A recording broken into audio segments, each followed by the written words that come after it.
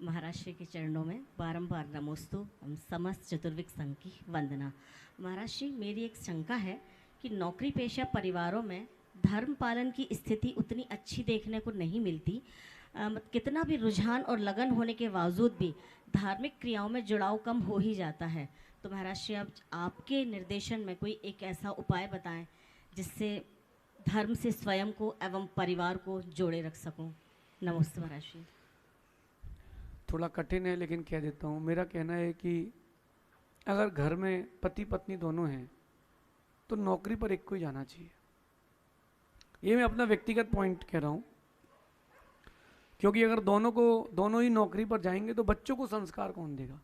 फिर बाद में जब बच्चे बड़े हो जाएंगे और तुम ज़्यादा टाइम उनको दे नहीं पाए हो तो वो टाइम कोई और ले गया तुम्हारा। तो प्रोफेशनल रहें, करियर से ज़्यादा इम्पोर्टेंट फैमिली है, ये मेरा मानना है। हाँ, वो दिन भर घर में क्या करेगी बेचारी, तो चाहे तो वो भी बिजनेस करे, वो भी जॉब करे, लेकिन एक लिमिटेड टाइम में जिसमें उसका परिवार डिस्टर्ब ना हो।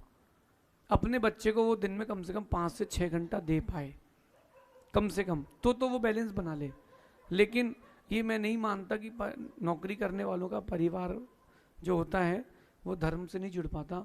चाहे तो कर सकता है अपने, जिससे वो जिसके यहाँ नौकरी करें स्पष्ट बात रखे, सर मैं इतने से इतना आ पाऊँगा, मैं ये धर्म को बंद नहीं कर पाऊँगा। भैया खड़े, प्रखर भैया पुणे से आए, उनके दोनों बच्चे वो नौकरी करते, दोनों बच्चे धर्मात्मा हैं, बढ़िया भगवान की पूजा करते हैं, मंदिर जाते हैं, सब कुछ होता है।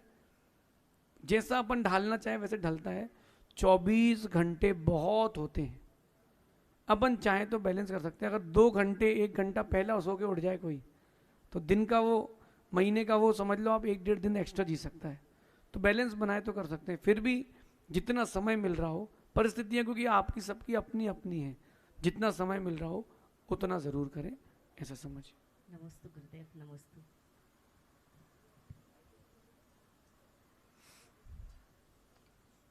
समस्त गुरुओं के चरणों में त्रिबार नमोस्तु नमोस्तु नमोस्तु। मिच्छामि लग जी। गुरुवर, मेरा प्रश्न यह है कि ये साल में 3 बार अष्टानी का महापर्व आता है, और ये जो अष्टानी का महापर्व होता है ये इसमें 8वां दिन जो हमारे देवी देवता हैं, इंद्र हैं, वो झूम के नंदीश्वर द्वीप में भक्ति करते हैं, जबकि वो तो जो हमारे स्वधर्म इंद्र है वो द्वादशांक के ज्ञाता हैं। तो ऐसा प्रतिमा महिमा को कहे, मतलब उसमें प्रतिमा को पूछते हैं, वो वहाँ पे साक्षात तीर्थंकर नहीं है। तो ऐसा क्या महत्व है उस प्रतिमा का कि इतना पुण्यशाली होने के बाद में भी इंद्र इतनी भक्ति में झूम के वो भक्ति करता है? देखिए, बड़ी गहरी बात है। साक्षात सौधर्म इंद्र के लिए तीर्थंकर भी मिल जाते हैं विदेश क्षेत्र में, अथवा अन्य ऐरावत और भरत क्षेत्र की अपेक्षा से भी तीर्थंकर के दर्शन उसको मिल सकते हैं। फिर भी वो तीर्थंकर को छोड़ करके नंदीश्वर द्वीप जाता है, क्योंकि नंदीश्वर द्वीप की प्रतिमा इतनी सुंदर है कि उनका वर्णन करना किसी की ताकत नहीं है। लाल मुख नक नयन, श्याम अरु श्वेत है, 500 धनुष की स्फटिक की स्वर्ण का बिंब और अकृत्रिम चैत्यालय, क्या दिव्य छटा होती होगी। तो वो जो जिनबिंब हैं वो इतने दिव्य और इतने सुंदर होते हैं कि वहां पर एक बार कोई चला गया तो वहां से आने का मन ही नहीं होता।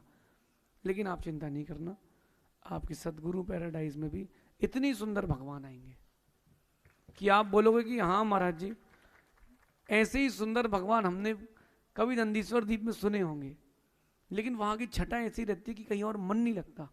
एक बात नॉर्मल पूछता हूँ कि बहुत सारे फुल्की वाले, बहुत सारे पान वाले, बहुत सारे खाने चाट वाट वाले हर कॉलोनी में, हर स्टेट में, हर जगह में होते हैं। नगर में एक बड़ा फेमस होता है जिसकी चाट सबसे ज़्यादा आपको पसंद होती है। दूसरा कोई बोले कि उसके यहाँ चलो तो आप क्या बोलते, नहीं नहीं यार उसी के यहाँ चलना है, वो स्वाद रुच जाता है। ऐसे ही जब जिनबिंब का दर्शन रुच जाता है फिर किसी का मन कहीं नहीं लगता। वो इतने सुंदर सुंदर हैं, और 52 जिनालय 13 चारों जगह, एक एक जिनालय में 108 जिनबिंब, 500 धनुष के।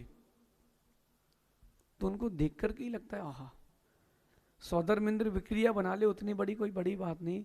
लेकिन जब बड़े भगवान यूँ देखते हैं तो हाँ एकदम से अंदर से आह्लाद आता है, और वही जिनबिंब उनके निज बिंब के दर्शन का भी सहायक बनता है। इसीलिए वो तीर्थंकर को के समोचरण को छोड़ के भी वहाँ चले जाते हैं, फिर भी उनके पास विक्रिया है, वो सभी जगह एक समय पर जा सकते हैं, ऐसा समझिए। शेष